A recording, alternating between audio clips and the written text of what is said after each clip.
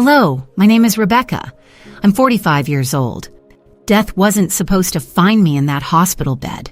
I was the caregiver, not the patient.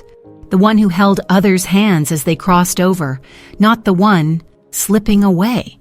But my heart stopped, and in those moments between life and death, I found myself face to face with Jesus. What he revealed to me about COVID-19, about the deeper wounds it inflicted on souls like mine, changed everything I thought I knew. This isn't just my near-death experience. It's a message I was sent back to share. On December 17, 2020, I died in the ICU of the hospital where I'd worked for 19 years. It's still strange to say those words out loud. I was the one who held the line during the worst days of the pandemic in New York City. We were full beyond full, stretchers in the hallways, alarms blaring constantly, families crying through FaceTime. I saw more death in a single month than I had in my first 5 years of nursing. Back then, people called us heroes, but I didn't feel like one. I felt numb, exhausted, empty. I lived alone in a small apartment in Queens. My cat, Oliver, was the only heartbeat waiting for me at home. I'd come in at 7 a.m. and leave sometime after dark, too tired to eat, too tired to even turn on the TV. Some nights, I just sat on the edge of my bed, still in scrubs, holding a cup of tea that had gone cold without me realizing. My ex-husband, Mark, and I had split 5 years before COVID hit. We had tried for kids, but it never worked out. The silence in the house used to feel peaceful. During the pandemic, it started to feel like punishment. I had one brother, Daniel. We hadn't spoken in almost 10 years. A stupid argument turned into silence, and pride did the rest. I told myself it didn't bother me. But during the nights I couldn't sleep, I'd find myself looking at old photos of us as kids. Christmas in our parents' living room, both of us holding new toys and covered in wrapping paper. I'd wonder if he was okay, if he still thought of me. I was raised Catholic, but after watching so many people die, young, old, believers, atheists, I stopped praying. I stopped hoping. God became a fairy tale people whispered to feel better. I didn't need faith. I had medicine. I had facts. But the truth? I was breaking inside. I just didn't know how to say it. Maybe you know what that feels like, when you keep moving so you don't have to think, when your calendar is full, but your heart feels hollow. When you pour yourself into helping others because it's easier than facing your own pain. I remember one night during the second wave. It was 2:30 a.m. I was sitting in the break room, staring at the wall. My coworker, Jasmine, had just lost her third patient that shift. She came in, sat next to me, and just cried. No words, just quiet sobs. I didn't cry with her. I just put my arm around her shoulder. My heart felt like a rock. I was there. But I wasn't. I was somewhere far away. I thought, is this who I am now? Just a machine in scrubs? It was around that time that I started coughing. At first, I ignored it. Just stress, I told myself. But the fever came fast, and the tightness in my chest got worse. One night, I collapsed in my bathroom. My neighbor found me the next morning and called an ambulance. I barely remember being admitted. But I do remember the fear in the eyes of the nurse taking my blood pressure. I'd worn that same look dozens of times. Next thing I knew, I was in a hospital gown connected to tubes and machines. The same room where I had stood so many times. Now I was the one lying in the bed. The irony wasn't lost on me. A few days in, I was intubated. They put me into a coma to give my body a chance to fight. I couldn't speak, couldn't move. But I could still feel. I could still hear. Somewhere inside, I was aware. And then, one night, everything stopped. I later heard that my heart flatlined for about 6 minutes. My team, the people I worked with who knew my habits, my jokes, my playlists, they worked on me. They fought to bring me back. But while they were fighting for my life down there, I was somewhere else. I'll tell you about that in the next part. But before I do, I need you to understand something. I wasn't a bad person. I wasn't evil. I helped people. I comforted strangers as they died. I worked until my body broke down. But deep inside, I was carrying so much anger, so much sadness I didn't know what to do with. I'd hardened my heart to survive. But in doing that, I'd shut out love, shut out faith, shut out my own need to be held, to be seen, to be known. I had questions that science couldn't answer. Why do some people survive and others don't? Why does kindness sometimes get crushed while cruelty thrives? Why does the world feel so cold? I pretended not to care, but I did. I think everyone has felt that ache at some point, the one you don't talk about, the feeling that maybe you missed something important along the way, that you buried a part of yourself just to get through the day. In my case, I buried the part of me that used to believe there was more than just blood pressure and breathing tubes. I buried the little girl who used to talk to God when she was scared of the dark. And the truth is, even though I had walked away from him, he never stopped watching me. I know that now. But at the time, lying in that bed, I thought my story was over. I thought everything I was, the nurse, the tough one, the one who never needed anyone, was slipping away. But what came next? It changed everything. And it wasn't just about me. It was about all of us. I remember the moment I let go, not with words, not with any grand realization, just a quiet slipping, like a thread gently pulling out of fabric. There was no warning, no dramatic noise. One moment I was surrounded by the hum of machines, the slow whoosh of the ventilator, and the next, silence. Total, perfect silence. And at first I panicked. Not because I was in pain, there was no pain, but because I didn't know where I was. It felt like waking up in a dream that didn't belong to me. There was nothing to see, no body to move. But I was still me. I still had thoughts. I still had awareness. And I was terrified. I thought, am I dying? Then, no. I think I already did. It's hard to explain what it's like to realize your body isn't with you anymore. It's like remembering you left your phone behind, only 1,000 times more strange. I couldn't see my hands. I couldn't feel my chest rise. But I wasn't afraid like I thought I'd be. Because then something happened. Out of the nothing came light. A soft glow at first, like sunrise filtering through closed eyelids. Then it grew. Not blinding, but warm, alive. It wrapped around me like a thick, invisible blanket. And with that light came a peace I've never known, not even in the happiest moments of my life.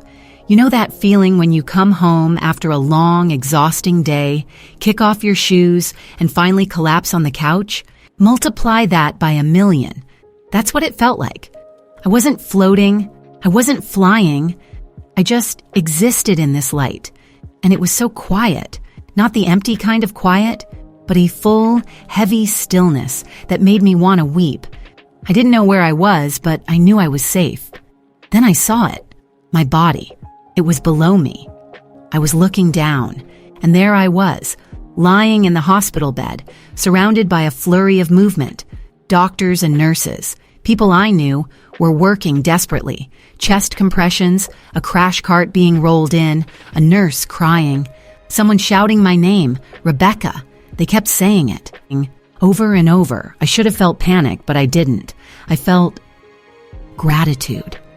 Watching them fight for me made me love them even more. But I also knew I wasn't going back. Not yet. Not now. And then, something changed. The light around me began to shift as if it had depth. Layers of brightness folded into each other, opening up like petals. I started to move, not with legs or steps, but drawn, gently, like being carried by a current I didn't need to resist. There was no time, no fear, just the soft hum of peace growing louder until it turned into something more, like music without sound, like joy turned into color. That's when I knew I wasn't alone. I didn't see him at first. I felt him. It was like every part of me, every cell, every memory, every scar was being filled up with love. Not the kind of love that says, I care about you. The kind that says, I made you. I never stopped watching you. I never stopped loving you, not for a second. And then, there he was. Jesus. He didn't need to say who he was. My soul just knew. His presence was like fire and water all at once, gentle but powerful, radiant but soft. His robe was white, not like fabric, but like it was made of the same light that carried me here. His eyes, oh, his eyes. I can't describe them fully.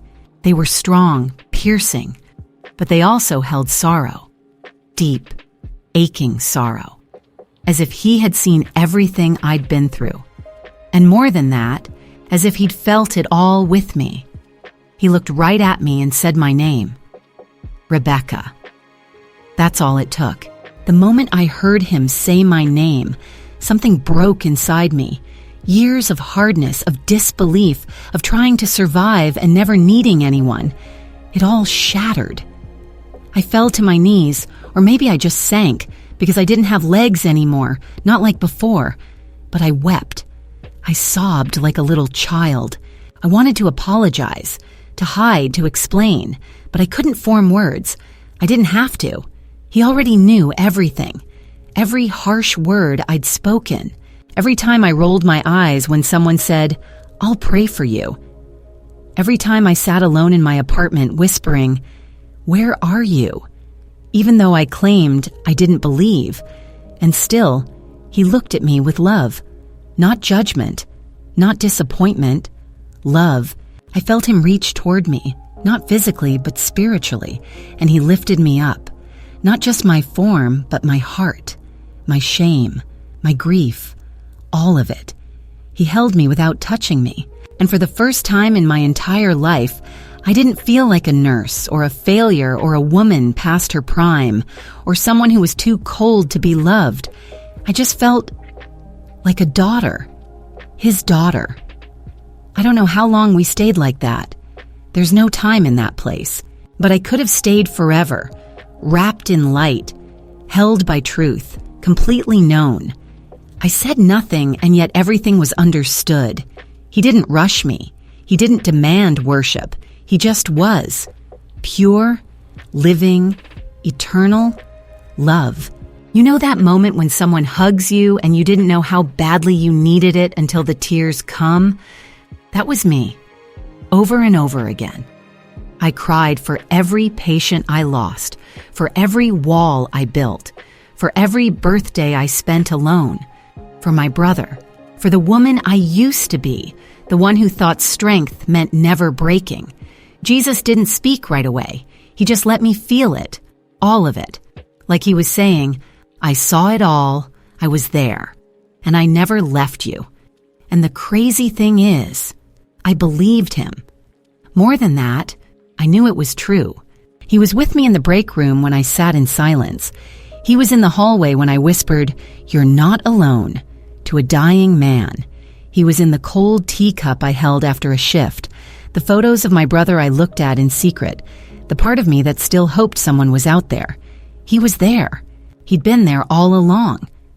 The light grew around us again, and he motioned for me to walk with him. We moved, but not like walking on ground. It felt like floating through memory, like the air itself could carry us. What he showed me next, I'll never forget. Not in this life. Not ever. But I'll tell you about that later. For now, I just want you to know this. I died. I crossed over. And what I found on the other side wasn't a void. It wasn't nothingness. It wasn't a courtroom or a list of my failures. It was Jesus. And he was love. Pure, perfect, overwhelming love. And I was safe. I walked beside him. Or floated or moved. I don't know how else to say it. But wherever Jesus led, I followed. We were in the light still, but it was shifting now. Like it was making space for something deeper. The peace I felt was still there, but something new began stirring inside me, a knowing, like my soul was preparing to remember something it had forgotten long ago. Jesus turned toward me and raised his hand, and suddenly, without warning, I saw everything. Not like a movie, not like memories. It was living, moving, real. We were standing inside a hospital room, but it wasn't the one where I died. It was another ICU room. Fluorescent lights, machines everywhere. A young man lay in the bed, maybe 27, hooked up to a ventilator, alone. A nurse stood at his side, holding his hand. I realized it was me. I watched myself lean in close and whisper, "You're not alone. I'm right here." Jesus looked at me. "You thought I was absent," he said softly, "but I was in every room, every tear, every hand held, every prayer spoken in silence. I was in you, even when you didn't know me." His voice wasn't loud, but it echoed in my spirit like thunder wrapped in comfort. Every word felt like a balm, touching the raw places I never knew how to heal. "You weren't just a nurse," he continued. "You were my hands, my heart, my light in the darkness." I wanted to fall to the ground again, but there was no ground, only more light. Still, I felt small, seen, undone. "You saw pain," Jesus said, "every day, and you wondered, where is God in this? You hardened your heart to protect it, but the truth is, your heart was never supposed to carry that weight alone." My chest ached, not in a painful way, more like a release, like something buried deep was finally rising to the surface. Then he waved his hand again. This time, I saw hallways, break rooms, parking garages, nurses crying alone in their cars, doctors sitting with their heads in their hands, families hugging iPads to say goodbye, a world in grief struggling to breathe, together, yet so alone. "This was not from me," Jesus said, his voice full of grief, but I allowed it to shake what could be shaken. "Why?" I whispered. "Why let any of it happen?" Jesus turned to me, his eyes deep with both sadness and hope, to wake the sleeping, to soften the hardened, to break the illusion of control, not to destroy, but to make room for mercy. He paused, to remind the world that life is not just breath and bones, it's love, it's connection, it's the unseen that holds the seen together. I stood there, undone. I thought about all the nights I walked past families on ventilators, past coworkers who smiled but were crumbling inside. How many had shut off their hearts to survive, just like I had? "You weren't the only one who stopped believing," Jesus said gently. "The world grew cold, distracted, proud, blind to compassion." He showed me scenes, people scrolling past cries for help, arguing over masks while neighbors died in silence, families divided over politics instead of uniting in love, hearts choosing pride over people. "This sickness went deeper than lungs," he said. "It infected the soul." Tears streamed down my face. "I didn't know," I whispered. "I didn't know it was this bad." Jesus nodded, sorrow in his eyes. "That's why I allowed the shaking, to bring sight to the blind, to remind them, you need me. Not just when life falls apart, but always. I don't force myself into locked hearts, but I never stop knocking." He stepped closer. "And I never stop knocking on yours, Rebecca." My knees buckled again. I wept, not just for me, but for the world.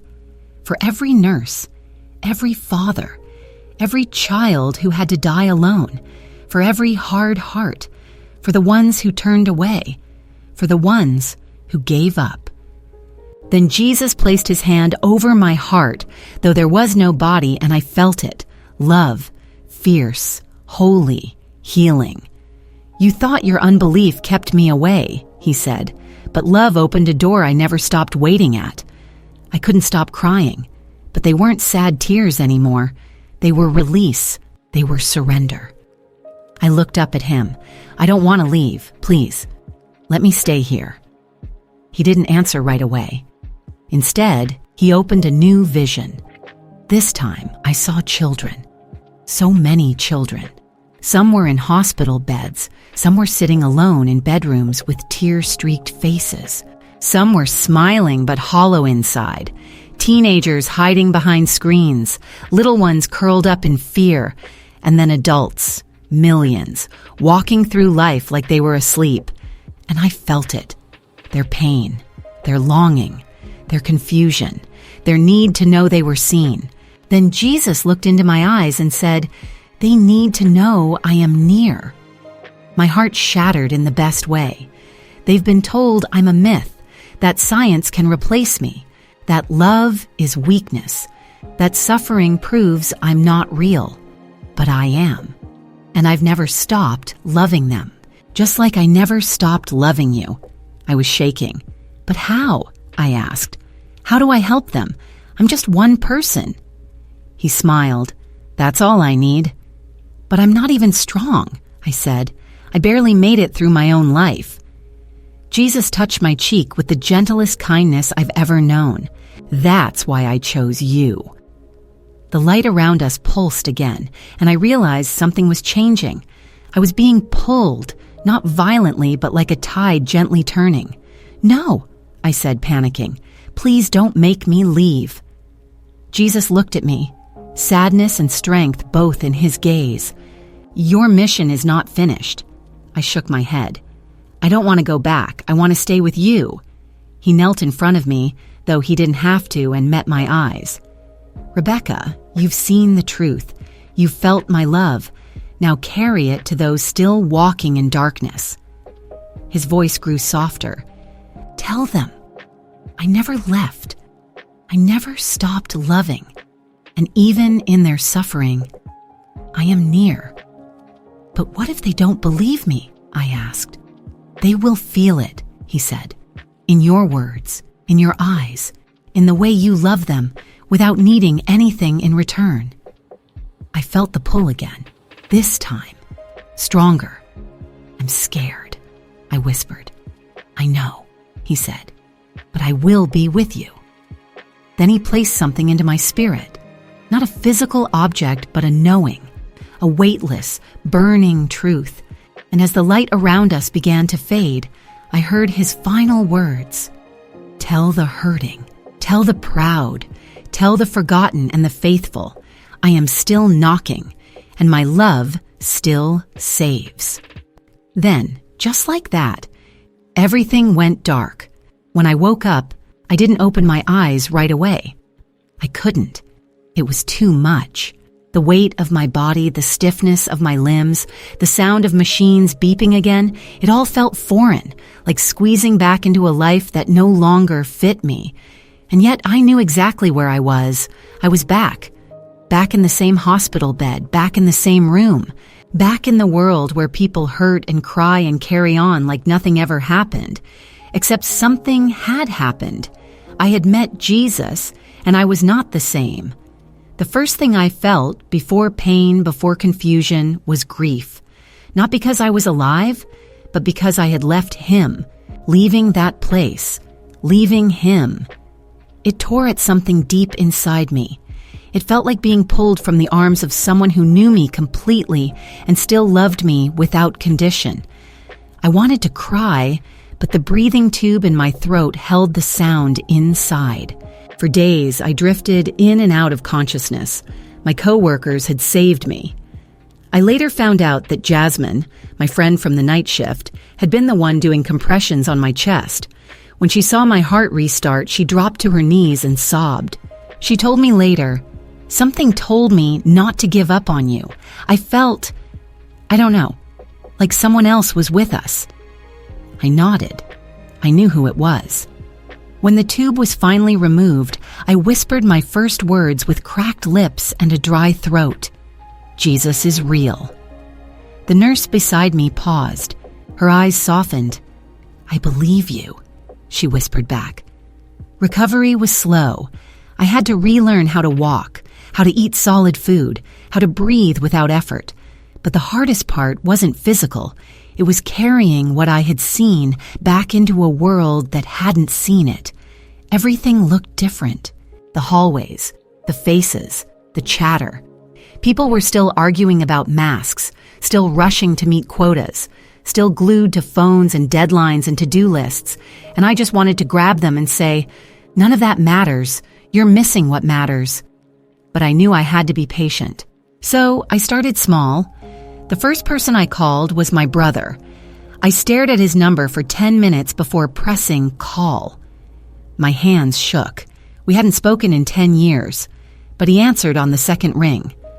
Rebecca? His voice was cautious. I broke into tears before I could speak, and somehow, without needing an explanation, he just said, "It's okay, I've missed you too." That weekend, we had coffee. No drama, no rehashing.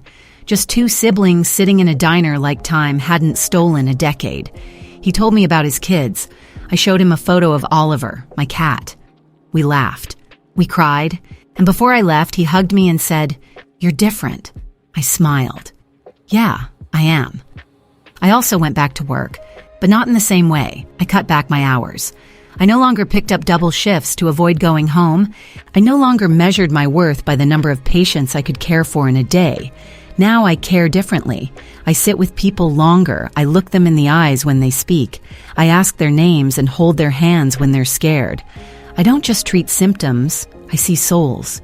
I talk about Jesus when the moment is right, not with pressure, not with fear, but with truth. I told one young mother, dying of cancer, about the light, about the peace, about how Jesus never leaves us even when we feel forgotten. She wept. She said she used to believe, but life had made her bitter. I smiled gently and said, "He still believes in you." I also changed how I live at home. I started spending time with people again, not just out of duty, but because I want to connect. I joined a small group at a local church. I volunteer on weekends. I visit my brother's family every month. I even started journaling, something I hadn't done since I was a teenager. It helps me hold on to what I saw, what I felt, because it's easy to forget. The world tries hard to make you forget. Bills, deadlines, news cycles, fear. But I refuse to forget. I live with eternity in my mind now, not in a way that makes me want to escape this life, but in a way that makes me want to live it better. I still get tired. I still mess up. I still have days where I feel small.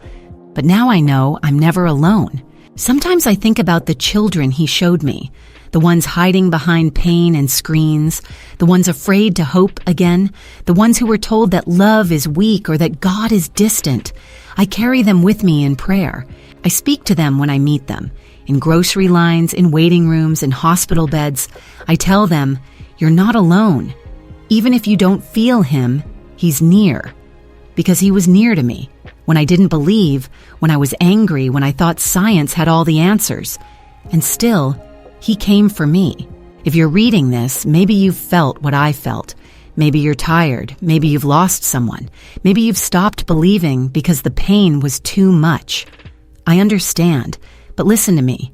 Jesus never stopped loving you. He doesn't wait for perfect people. He meets us in our mess, in our grief, in our doubt. I spent my whole life trying to stay strong, and it almost killed me.